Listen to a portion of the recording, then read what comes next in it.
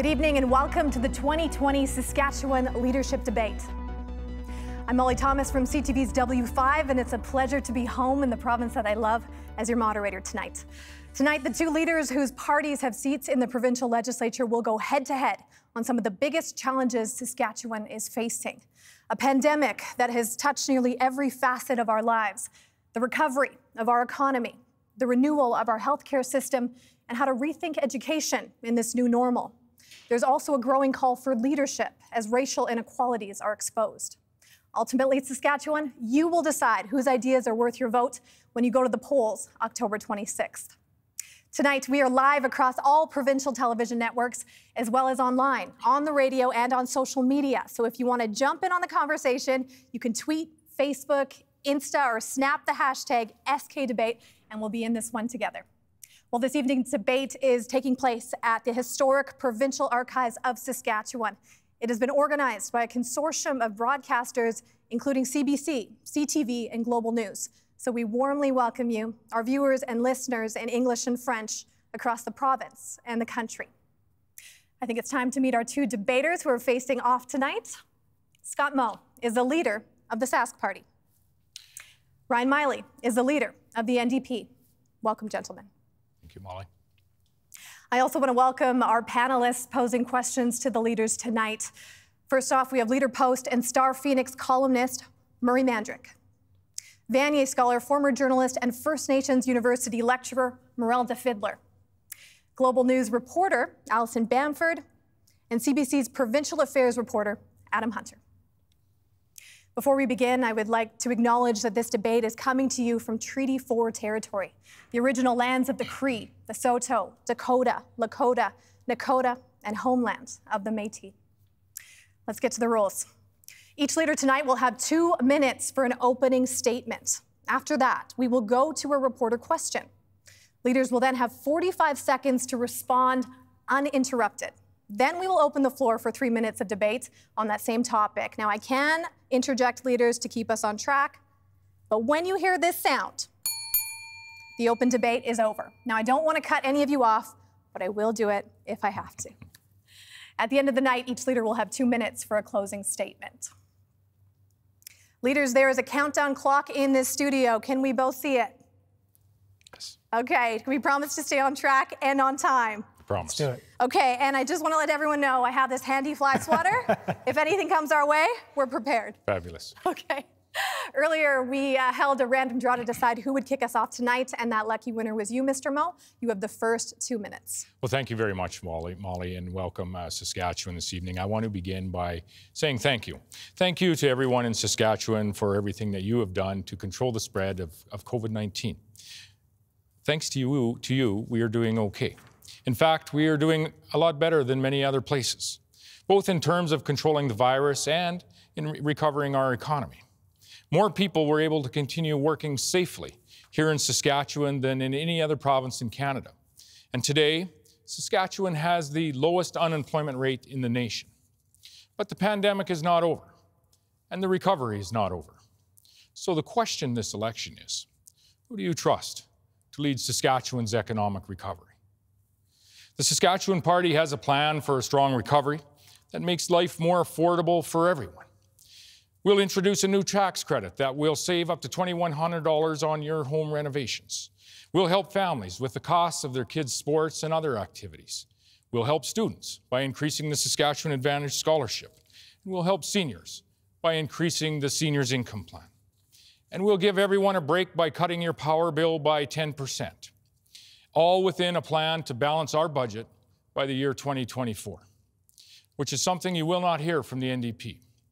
Tonight is a chance for us to compare our plans, a chance for us to compare our records.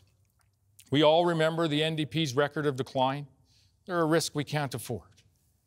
The Saskatchewan Party has a plan for a strong recovery and a strong Saskatchewan.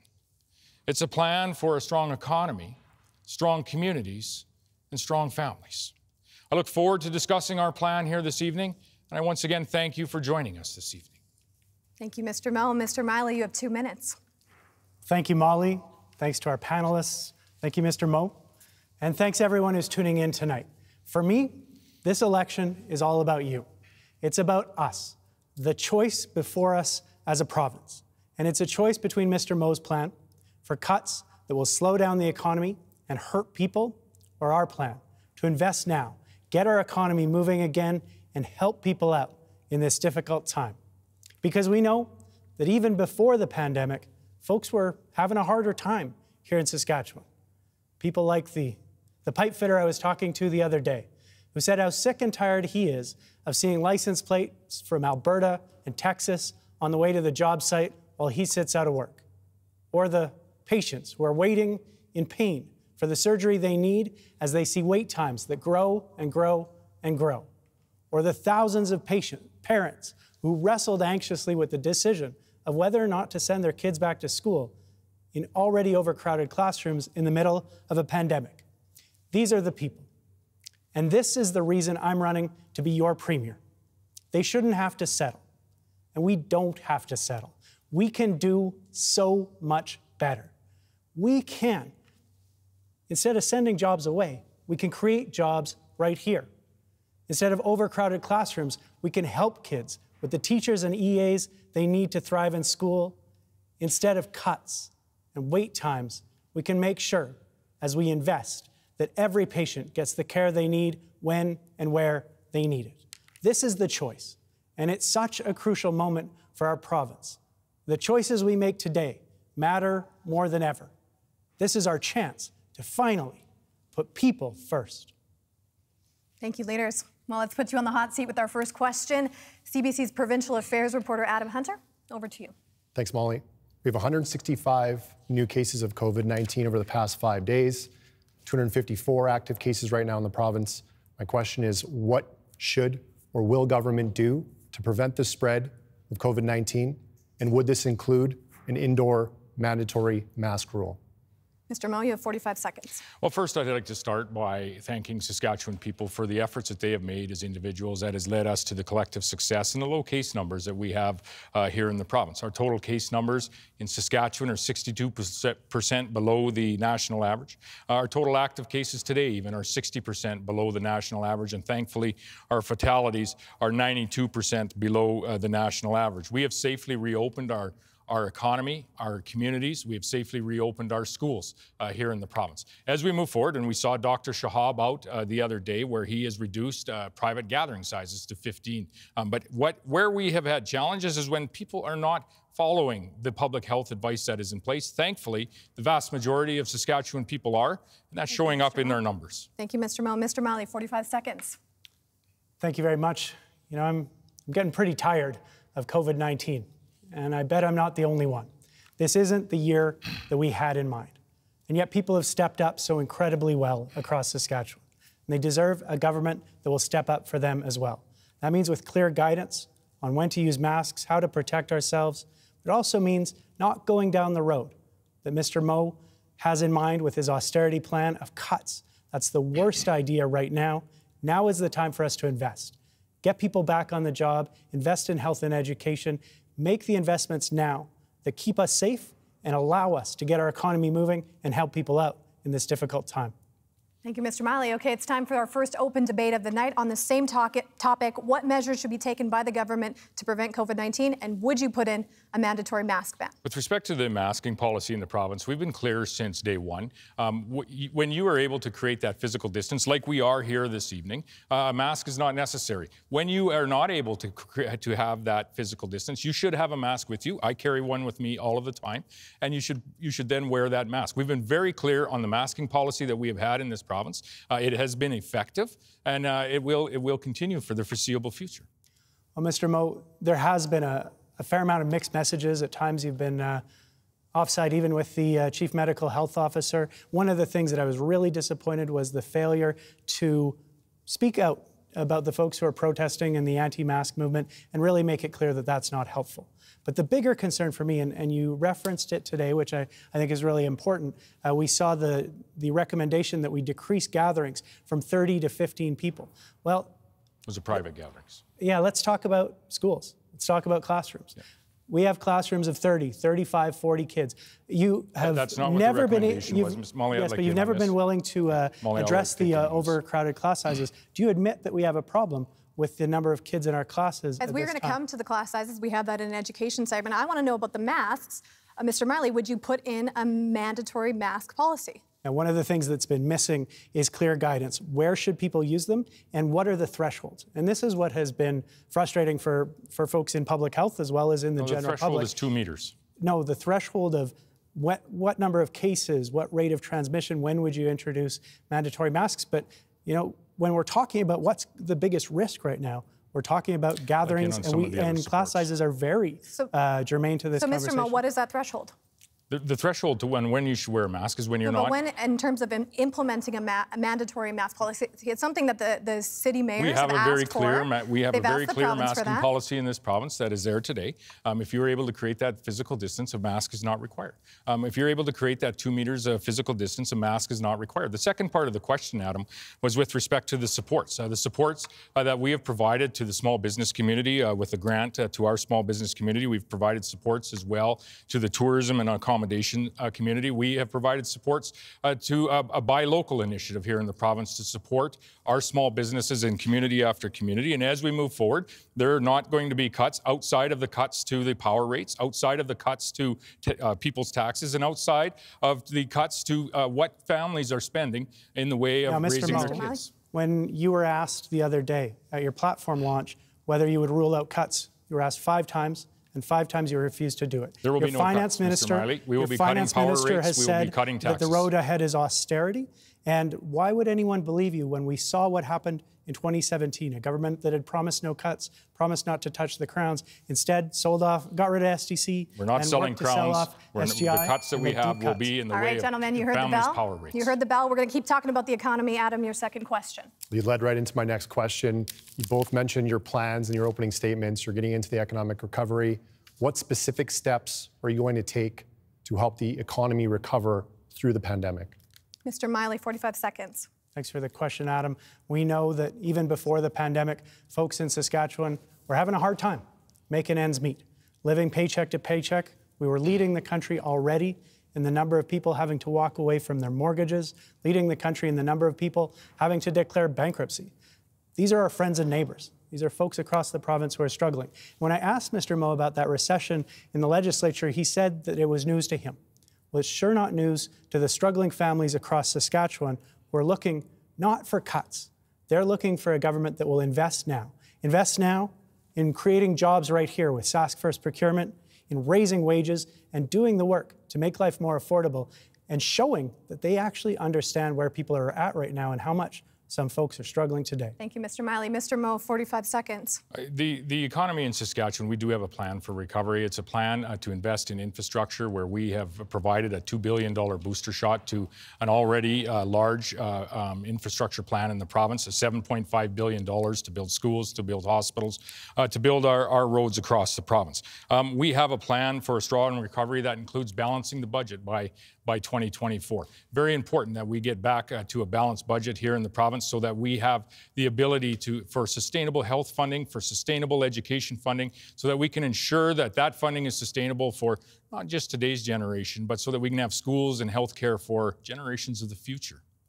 Thank you, Mr. Moe. It's time for your open debate on the same topic. How do we help our economy recover? As I said earlier, we have a strong plan for recovery. The Saskatchewan Party has a strong plan for recovery. And as our economy recovers, so will the province's finances. That's why we have put forward a plan to balance the budget by 2024. Mr. Miley has no plan to balance the budget at all. He has a plan to make a plan to balance the budget. He has put forward a $2.7 billion costed plan. We had to cost our plan. I didn't think that we were going to have to cost the opposition's plan, but we did. And there's an additional $4 billion that Mr. Miley has not come forward with in his plan, $4 billion in unaccounted spending. And the question that I have is how do you think Mr. Miley is going to pay for it? And the answer I would give is that he isn't. Saskatchewan people are. So this is the message that we hear over and over from Mr. Moe. When we talk about the investments we want to make, he tells us that we can't afford them. What is he really saying? He's telling the people of Saskatchewan that we can't afford childcare, that we can't afford to not have overcrowded classrooms, that we don't deserve high-quality health care.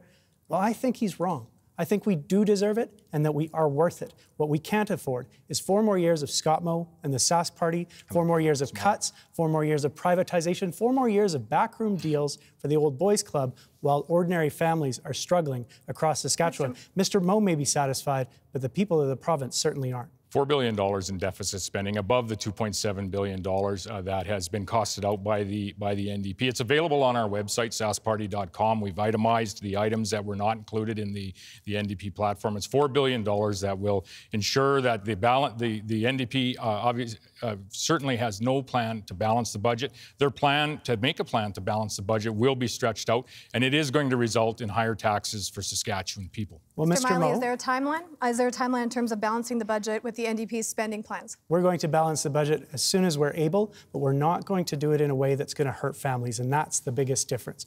I know that the people across the province, they want to see wise fiscal management, but the deficits that the people I'm talking to are most concerned about are the deficits in our schools, the deficits in our hospitals, the deficits in the bank accounts of ordinary families. And Mr. Moe's plan for cuts to health and education, that's a bad idea anytime.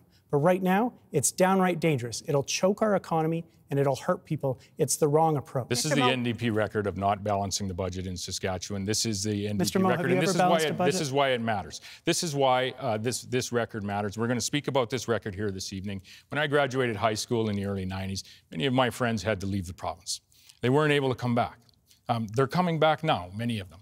But they had to leave the province because of the NDP had the dead last job creation record in the nation. And we deserve better. I deserve better for my children. They need an opportunity to work in a community here in Saskatchewan, and so do yours. Every single project Mr. Moe builds is a company from out of country, out of province. Miley. We're still talking about the economy. Don't worry, I'll give you a chance to jump in. We'll go next to Murray Mandrick, political columnist for the Leader Post and Star Phoenix. Murray. Thanks, Molly.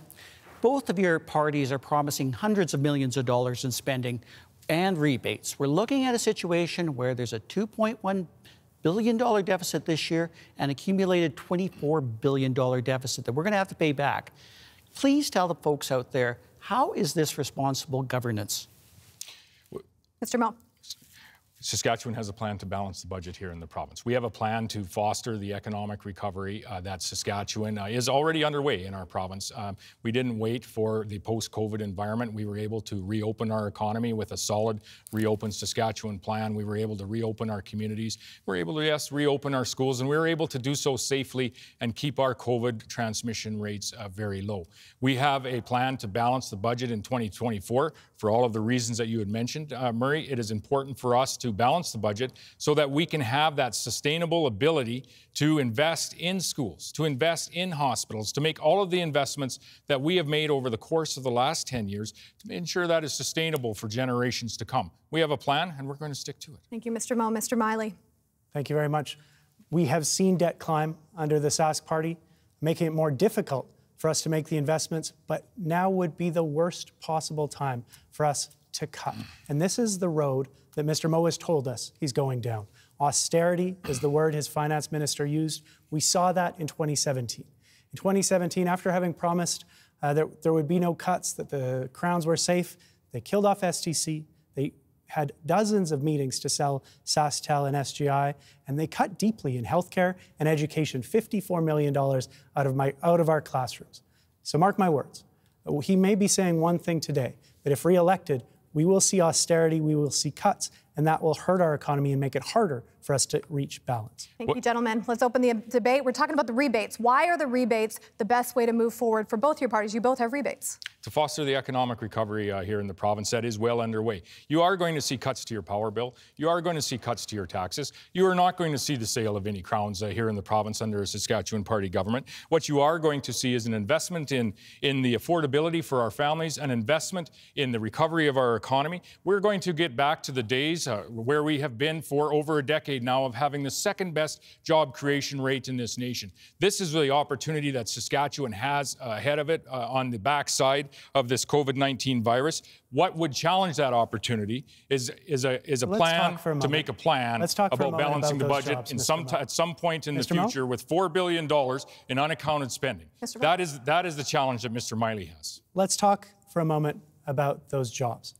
Every single time the Sask Party moves forward with a public project, they manage to send it to a company from Alberta, from Texas, from China, from Tokyo, from England, a $2 billion road around this city built by a company from France.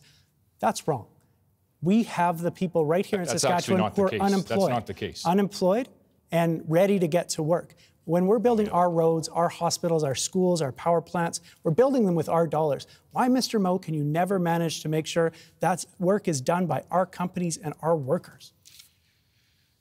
The road, the bypass around the city had over 70% Saskatchewan content on the people that were working on that. There was companies like Broda Construction out of Prince Albert that had a camp outside of the city here building that road.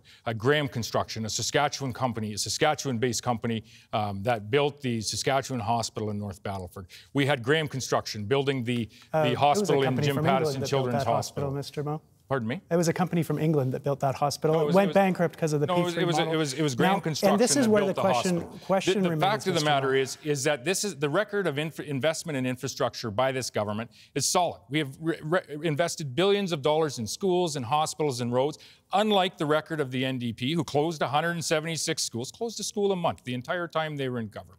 So the question remains, hospitals Mr. Moe, across the of province. the major projects in this country. There's no Saskatchewan people working on a project Mr. Moe, let's hear when Mr. you close Meili the respond. hospital or when you close the Let's hear Mr. Meili respond. Mr. Moe, the question remains, why do you think that Saskatchewan workers wouldn't be able to build a road around Regina? They did. Every single time you managed to send these jobs away. The power plant in Swift Current, less than half of the workers were from Saskatchewan. That's the power not plant in correct. Swift Current, only 20% of the money stayed in the province. Why do you not think Saskatchewan workers are fit for the job? Why do you insist on, instead of stimulating our economy, stimulating the economies of France? We have 20 Texas, seconds. I want to get Alberta? this in because we're talking about the rebates. Given the enormity of the COVID situation, given the fact that we have no vaccine and we don't know it's very uncertain the future, is Saskatchewan voters going to expect rebates for years from both of your parties? This is why it's time to make sure we support people. It really is not a time to let people go. This is why it was important for us to reopen the economy and reopen safely, is to ensure that we could get Saskatchewan people back to work. Okay, Murray, we are coming back to you for question number 2.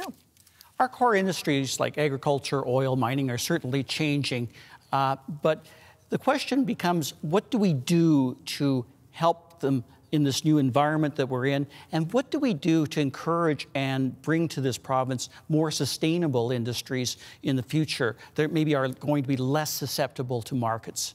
Mr. Meili, 45 seconds. Thank you very much. We know that workers in oil and gas, in potash, and other key sectors in our province have been hurt, especially with the downturn in prices during COVID-19. Lots of people are struggling. We need to be there to support those essential industries. We also need to not limit our opportunities. We saw under Mr. Moe the killing of the solar industry when they got rid of net metering. We've seen the Sask Party kill off film. Right now, we have incredible opportunities. We have the best opportunity for solar energy, for wind, anywhere in the nation. We should be leading the way with geothermal, with solar, bringing back a film industry, creating all the opportunities for a diversified, more resilient economy, instead of sending those jobs away, as Mr. Moe has done. Mr. Moe.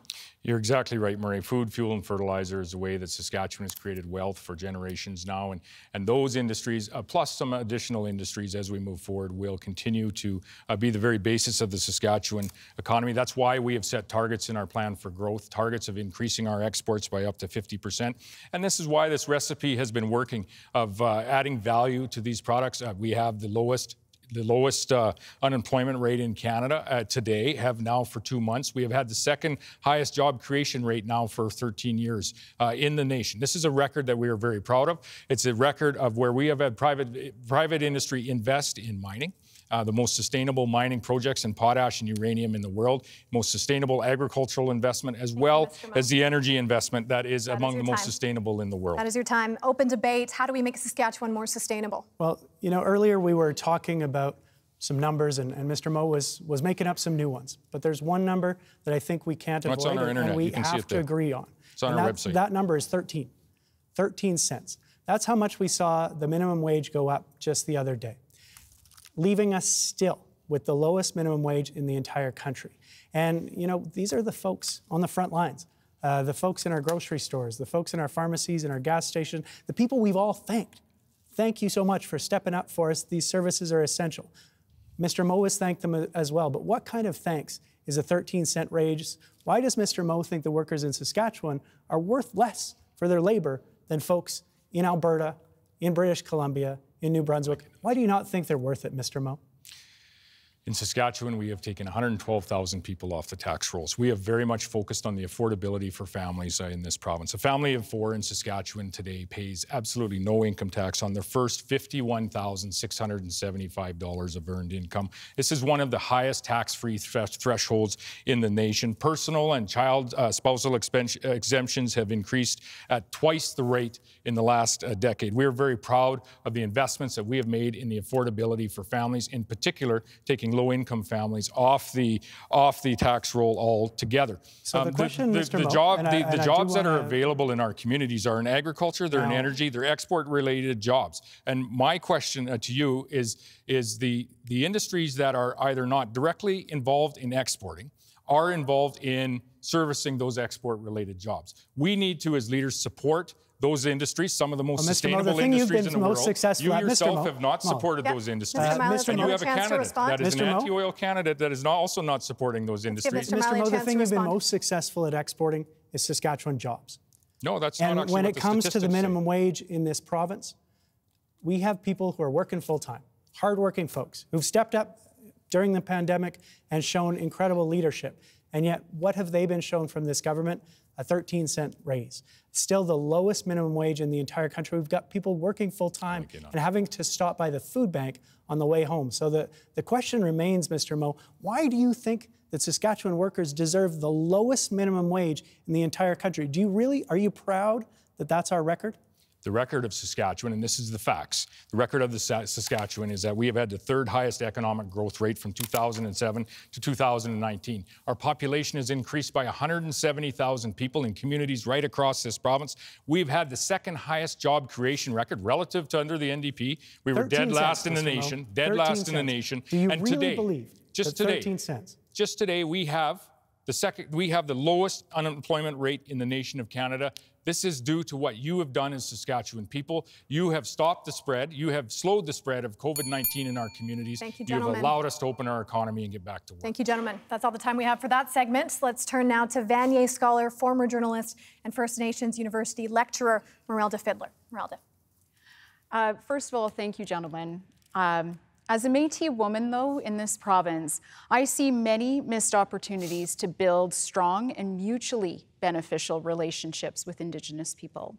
If you become our next premier and you really want to put people first and build strong communities, what is one thing that you would do personally to show us you intend to build those stronger relationships with Indigenous people? Mr. Moe. When we talk about a recovery in our communities, whether they be Indigenous communities or otherwise, we mean a strong recovery for absolutely everyone. So one thing that I would commit to and have worked on already, but will continue to work on, is the engagement of our Indigenous communities in our forestry industry. I have seen the success of that. I've brought the premiers out for the first time to meet in an Indigenous community in Big River First Nation, where we met and we heard stories of how that community has used an agreement with the provincial government for a forest management area. They have used the profits from that agreement. They have invested those profits in the Darby Morin Centre of Excellence, the Darby Morin Education Centre, to ensure that they are able to offer education to their children, to that next generation, so that they have every opportunity to succeed. A win-win-win needs to be expanded. That is your time. Mr. Meili. Thank you for that question, Merelda. It's extremely important. For Saskatchewan people, there's a core value that everyone should have a chance to succeed here, to have a great life. And yet, working with First Nations and Métis communities in the north, in inner city Saskatoon, I've seen the barriers firsthand and how that results in worse health outcomes, in tougher time getting work. You know, it holds not just First Nations and Métis people back, but it holds us all back. That costs the entire province. What we need is a government that isn't going to pass the buck and say that that's someone else's problem, but that is actually going to want to do the work. And that's my commitment, is to work with First Nations leaders, federal government, to close the gaps in healthcare, in education, in justice, and employment, so that Saskatchewan value of everyone having a chance is something we achieve. Thank you, Mr. Meili. I can see my colleague wanting to get in on one more before the open debate. Let's get to that question. Sure. I'm wondering, as you start to build these relationships and create these policies, What role do the Indigenous people within your own parties play in helping you design these things? 3 minutes. Thank you for that question. That's really important, and we've been really lucky. I've got to work with Buckley Belanger, who's our MLA for Athabasca, and Doyle Vermette for Cumberland. We have several candidates, First Nations and Métis candidates, running for us this time. That helps so much to have those folks around the table and in the legislature. And I'm recalled to an experience just not that many weeks ago, where Doyle Vermette, MLA for Cumberland, Métis man himself, he spoke up about what he's seen in his community, about the number of funerals he's had to attend, the number of families he's had to console or counsel, folks who were talking about taking their lives at a time when we are leading the country in the number of people who are dying by suicide. And he gave an amazing speech in the legislature to support his bill for suicide prevention about those experiences. And I watched the Premier watch that speech, and his colleagues on the other side as well, with their hearts in their eyes. And I hoped for a moment that maybe, just for once, they would actually vote with us for something like that. But instead, they voted, 44 of them, every single one have voted against a legislated suicide prevention strategy. And so I have a question for Mr. Moe. Why did you vote against that important bill brought forward by a Métis MLA? Legislation is not required to work on something as important as suicides. You know very well, Mr. Meili, that we have our Pillars for Life strategy in place. That Pillars for Life strategy is working, is guiding us through the conversation around how we are engaging with our partners across the province on a very important conversation, one around suicides, and in particular, yes, northern suicides. We most recently signed a letter of commitment with the FSI and with the federal government. Both need to be partners in this conversation to build on that very direction that we had in the Pillars for Life. On the question of engagement within our party and engagement with community leaders across the province, Indigenous community leaders at all levels. That engagement is not a new is not a new engagement. That engagement has been going on, and it needs to continue into the future. I'd look back to the conversation we had not only at the Big River First Nation, but the conversations that we've had at the tribal council level on our 18 partnerships when it comes to child and family services. Now working on the implementation of Bill C-92 to ensure that our children are taken care of and taken care of in their community. Can I ask about the Pillars of Life? You said that it's working. I mean, I looked at the statistics. There's been 1,000 people that have lost their lives over the last 5 years, many young people, many Indigenous. Right. It's larger than the first half of the decade. So how do we measure success when we're dealing with people's lives? Well, I'd quote, and I don't do this often, but I'd quote, John Horgan last night, who talked about, this is going to take us some time to work our way through this conversation, but we are going to need everyone at the table to find our way through that conversation. The Pillars of Life strategy is an important strategy as it guides that conversation. It's supported by the Canadian Mental Health Association, but more work to do from all sides on this conversation. It's a very sensitive issue. We're going to go back to Meralda. She has another question that maybe touches on that. I do. Both parties have talked about job creation and engaging Indigenous people in all of this job creation. But when we look at statistics like Indigenous women are 12 times more likely to go missing or be murdered, or when we look at incarceration rates in our province of 75% Indigenous people, and we factor in that 3 times the national average for Indigenous suicides versus non-Indigenous suicide, how do you connect those with your job creation strategy? Where do you start? What's that starting point for you? Mr. Meili, 45 seconds. Thank you very much. Yeah, I think it's exactly there that we need to look. If we're asking the question, are we getting this right? It's the outcomes that will tell us. 60% of kids on reserve in Saskatchewan are living in poverty. A quarter of kids in the province as a whole living in poverty. Clearly, the approach that Mr. Moe has taken so far, it isn't working. We're not closing that gap. And that's why I would make that commitment, that annually we'll release a Closing the Gap report that fully outlines the work done and the true statistics on health, on employment, on education, on justice, and we'll use that.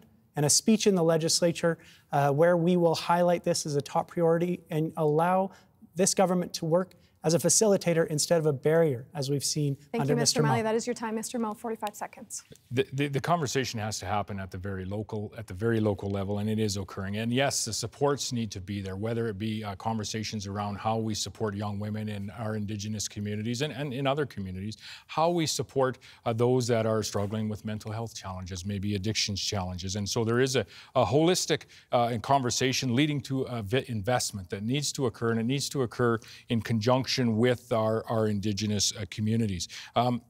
It also is going to require us putting our foot forward and investing alongside, as we did in the forest management agreements that I mentioned earlier. Most recently, we have also put forward investment in the energy industry with Project Reconciliation, an Indigenous-owned energy company looking to purchase some of the TMX pipeline, as well as the First Peoples pipeline Mr. Moe, that is your project time. to Churchill. Once again, let's debate this question. The clock starts now. I'd like to return to that concept of engagement and conversations. And we hear some good words here, but words will not get us reconciliation. It takes action. And going back to that story of the suicide prevention strategy, not only was Pillars for Life described by experts as so vague as to be meaningless, unable to save lives, there's another story that really comes forward here. And that's someone by the name of Tristan DeRocher. Tristan walked all the way from La Ronge to Regina, nearly 700 kilometers. He then fasted just over there, outside the legislature, for 44 days, one day for each of the Sask Party MLAs who voted against a suicide prevention strategy. And instead of engaging in conversation, instead of meeting him, Mr. Moe, you sent two of your ministers across the road to basically say, get off my lawn. What kind of a message do you think that sends? Not just to Tristan, not just to Doyle, but to every family who's lost someone, to every young person who is struggling right now with whether or not they feel their life is something they can continue. Yeah, absolutely. There are two ministers in the government of Saskatchewan that did meet with Mr. DeRocher, and I think it's important for us all to realize that that everyone agrees with what Mr. DeRocher is advocating for. He's advocating for the investment and the recognition of something that we all need to do, and we all need to work collaboratively on in reducing Indigenous suicides and in reducing suicides in northern Saskatchewan. The Pillars for Life strategy, you say it is not endorsed by experts, but it's endorsed by the Canadian Mental Health Association. It does lay out the strategy, the efforts, the action that needs to take place in the months and in the years ahead. One of those actions I mentioned already was a letter of commitment with the FSIN and the federal government to work specifically on Indigenous and northern suicides in this province. Well, this is a plan, this is a strategy remains. For the province. It's a strategy that needs to be invested in the years ahead, and it will be. That question remains then. If this is something you take seriously, if you really want to see action on this, why, instead of sitting down with Mr. DeRocher, with the Walking with Our Angels folks, why did you send the ministers with a very simple message? The message was, Pillars of Life is good enough, now go away, get off the lawn. Most and certainly you not. took That was that not young the man message. to Mr. Moe, court. let me ask Why this did you not question. meet with him? Why not have the conversation? Do you regret, if you look back at the situation with Mr. DeRocher, do you regret not speaking to him? Do you regret taking him to court? Our ministers met with Mr. DeRocher. They had a fulsome conversation with Mr. DeRocher. And this is a government that takes suicides, that takes mental health, and takes addictions very, very seriously. And I would point us back to just the most recent budget. $30 million increase in mental health investment. We're making sure that that investment is coming with real outcomes for our communities and for our family members. That builds on a $30 million investment the year before. We're putting the investment there. We're going to ensure now that the outcomes are coming, but it's going to take some time. Do you think, Mr. Moe, you would have done anything differently with Mr. DeRocher specifically? I think it was a very high-profile story, so I think Saskatchewan people want to know. He met with the highest levels of government. There's two ministers that met with Mr. DeRocher. They were pleased to meet with them. They gleaned some good advice from Mr. DeRocher. And they were also, I think, able to discuss with him the Pillars for Life strategy that we have and where we are going with that Pillars for Life strategy and how it will inform our actions, and already is informing those actions as I had referenced. Thank you. I want to get to, last but not least, Alison Bamford from Global News. Thanks, Molly. I've heard from teachers that over the 6-month school break, students slid back several reading levels and are now testing well below grade level. Many teachers don't think they'll be able to get their students to where they need to be for the next grade, given the current classroom conditions. What will you do to ensure teachers can get these students to grade level by the end of the school year? Mr. Moe, 45 seconds. Well, we didn't wait for a pandemic to invest in education in this province. We've built 57 new schools across the province. We had the highest investment in education in this last year's budget, and we're going to continue to invest in education. And yes, we've increased that investment by $155 million as a pandemic response. Used some of the contingency fund that we had in the budget to ensure that we are able to provide the resources that have been requested by teachers and by school divisions across this province. We have dispersed of $51 million of those dollars. The rest will be dispersed on request. With those dollars, we've provided for over 440 staff that have come into our schools to ensure that our educators and most importantly our students have the supports that they need to ensure that they have every opportunity to succeed in this pandemic environment. Mr. Meili. Thanks very much for the question, Allison. It's a very good point.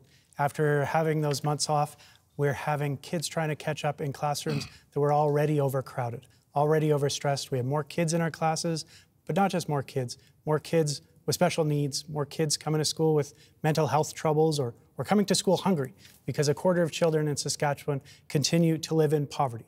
COVID-19 has simply exposed the problems that already existed in our classrooms that teachers and parents have been speaking up about for years. And that's why we have to change it. And this is our commitment. We will invest and bring in hundreds of new teachers, of new educational assistants, of new custodians, so that we can bring down class sizes, support kids in their learning, and keep our schools safe. Thank you, Mr. Meili. Open debate. How do we get our students back up to grade level from all that they've missed? Continuing to invest in the supports that they need. You say you bring in hundreds of students, Mr. Meili. That's fair, but we've brought in 1,300 students over the course of the last decade. More recently, we have invested in our COVID pandemic response to ensure that our return to schools is safe. We talked to teachers, we talked to parents, we talked to the school boards, and we listened. We had a very public conversation on the return to school here in the province of Saskatchewan, and that is a good thing. And that allowed us to ensure that we were able to come up with a plan that was adaptable, that was flexible, and I would say that is effective. As our children are returning to school, there's contingency funds that were made available to ensure that that plan was backed up with the financial resources that it would need, and there's been over 440 staff that have now entered into our schools to ensure that it remains safe. Not a single dollar more between a budget that was introduced prior to the pandemic and a budget that came in after the pandemic. Exactly the same amount until parents, teachers, families, kids spoke up and said, we're not okay with just hope that things are okay and go back to normal. Things were already a problem. Our classrooms were already overcrowded and overcomplex, and COVID-19 has simply exposed that even more. And yet still, we have yet to hear you acknowledge that our classes are overcrowded. Do you accept that there's too many kids in our classes and we have to make the investments now to bring down class sizes, especially in the middle of a pandemic? Mr. Meili, how do you pay for those 1,000 new teachers? Where does that come from? This is a core investment. To not do this right now would be the worst possible idea. We have Mr. Moe talking about his plan for austerity. He was asked the other day 5 times. Mr. Meili, where does that money come from? Well, we're dealing with COVID, we're dealing with an oil slump. Where does that money come from for Saskatchewan taxpayers? Well, this is an investment, and it's a key investment. But you know, Mr. Moe just threw out a word there. He had a little nice word there. He said higher taxes. Well, we've made a commitment. Unlike Mr. Moe, who's refused to rule out higher taxes for ordinary families, unlike Mr. Moe, who raised the PST by $800 per family back in 2017, we will not raise taxes for ordinary families by a single cent. The only increase that we are committed to is asking those very few families, those folks with over $15 million free and clear in assets, to pay a little bit more right now. Now, Mr. Moe, you were quick to rule out those taxes, quick to rule out asking those who have benefited the most from Saskatchewan's wealth to give a little more at this crucial time, but you won't rule out taxes for ordinary people. What does that say about your priorities? Listen, the tax increase that you had said, when you add up your actual deficit spending that you've put forward, the $2.7 billion plus the $4 billion that you missed, you are accounting with your tax increase for 1%.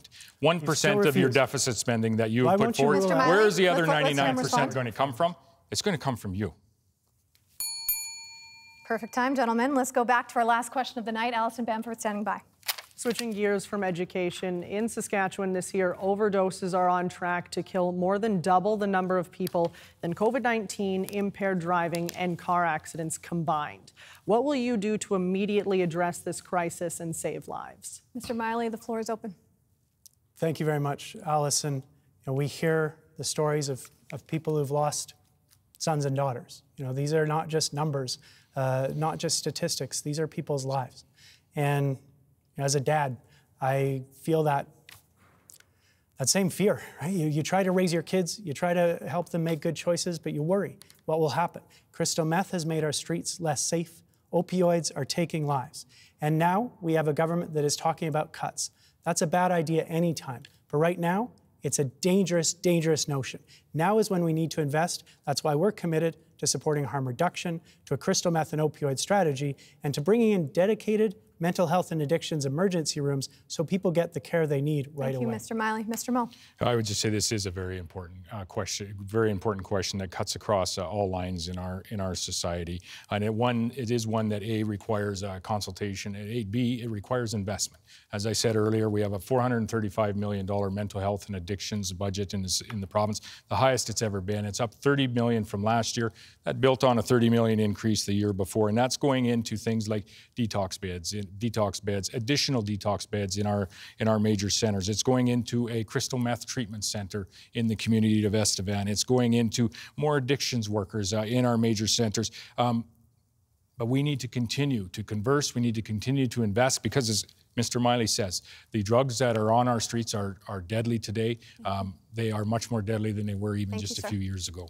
Open debate on the same topic. How do we save lives here?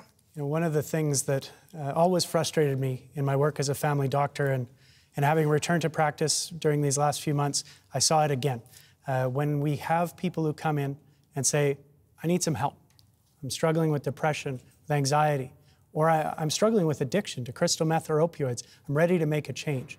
And we have to tell them, we'd love to help you, but you're going to be waiting 3 months, 6 months, a year and a half before you can get any care. And we might as well be telling people, we just don't think you're worth it. Go back and start using again. And this is what frustrates me the most. We've seen wait times grow for mental health and addiction services, for surgeries, for MRIs in our emergency rooms. And I just got to ask, what are we waiting for? When is this government actually going to do something about wait times? Well, New Democrats will. We'll bring in hundreds of new healthcare professionals, nurses, doctors. We'll bring down those wait times so that you can get the care you need when you need it. With respect to the investment, and I talked about our investment in mental health, going into those very detox beds, going into the staff that would be working with those individuals, that's where that $30 million this year and last year is going. We are continuing to invest in urgent care centres in Saskatoon and Regina, which will have a mental health and addictions component to those, to ensure that we are increasing that continuum of care. We costed ours out fully at $15 million each, and Mr. Miley's a little bit lower than that. That's where one of the inaccuracies of his costed platform is. We've also added our core services to our healthcare with record funding over the course of the last number of years. We've brought 900 physicians into our communities to care for our family members. We've brought 4,000 nurses into our communities and into our facilities, many of them new facilities, to care for our family members. The doctors and nurses that you have promised in your platform, with all due respect, Mr. Miley, don't even replace the doctors and nurses that left this province the last time the NDP had the opportunity to govern. Gentlemen, we have about a minute left in this part. I want to ask about the safe consumption site, first of its kind in Saskatchewan. I learned that citizens raised money to make sure that runs well. Would either of your governments fund that going forward? The other day I stood up with Mary Adjeritis, who's a mother and an advocate in Saskatoon, and she lost her son to opioids. And she said something that really stuck with me. She said, you can't help people get off drugs if they're dead.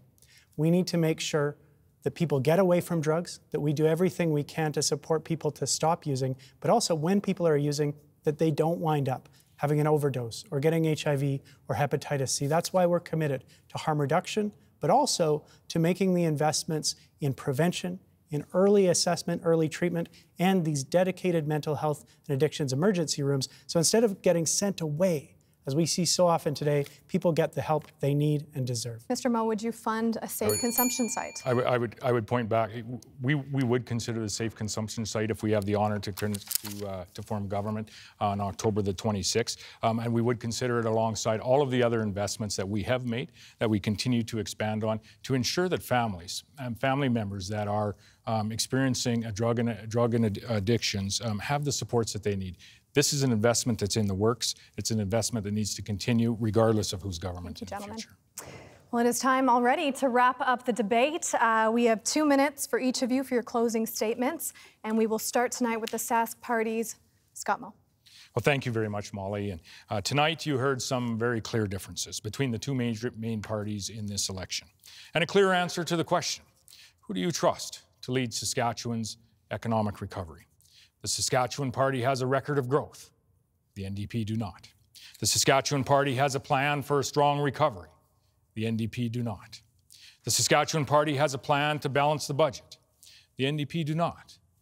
And the Saskatchewan Party will make life more affordable, while the NDP's reckless spending will drive up the deficit, and it will drive up your taxes. So the choice is clear. The Saskatchewan Party has a plan for a strong Saskatchewan. It's a plan for a strong economy, strong communities, and strong families. It's a plan for a strong recovery, and it's a plan that will make life more affordable for everyone. I want to close tonight exactly where I started, by saying thank you. Thank you for watching this evening, and thank you for everything that you have done and what you continue to do to see our province through this pandemic. Thanks to you, Saskatchewan is strong, and we are going to get through this stronger than ever. In the days ahead, I hope that you will take the time to compare our plans. I hope you will take the time to compare our records. And I hope you will take the time to vote in this election. And on Election Day, vote for a strong recovery and a strong Saskatchewan. Thank you again for joining us this evening. Thank you, Mr. Moe. Now for the last statement of the night, here's the NDP's Ryan Meili. Well, thank you very much, Molly. Thanks to our panelists. Thank you, Mr. Moe, for the discussion. And thanks, everyone, for tuning in. And if you made it all the way through to this point, good for you. And I'm really glad you did, because this is a crucial moment for our province. The choice before us could not be more clear. Mr. Moe, he's satisfied. He thinks things are just fine. And he doesn't want to see any change. But people across Saskatchewan have been having a much harder time. Mr. Moe refuses to rule out more cuts to health, more cuts to education, cuts that are a bad idea anytime and right now are downright dangerous. It's just not good enough. It's the wrong approach. The choice before us couldn't be any more clear. A tired, old Sask Party offering nothing but more cuts and privatization, or a new direction. A new vision that invests in people, gets our economy moving, and helps each other out in this difficult time. And that's why we plan.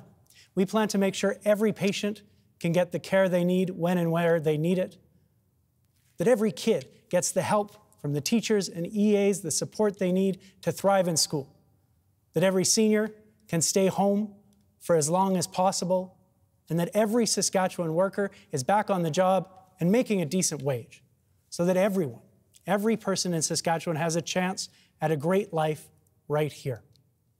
Because this is our home. This is our home, and this is our chance to make it even better. So tonight, I ask for your support tonight and the weeks ahead and years ahead as we build that better future together. Thank you so much. Have a great night. Thank you, Mr. Meili. Well, that is all the time we have for you tonight at the beautiful Provincial Archives of Saskatchewan.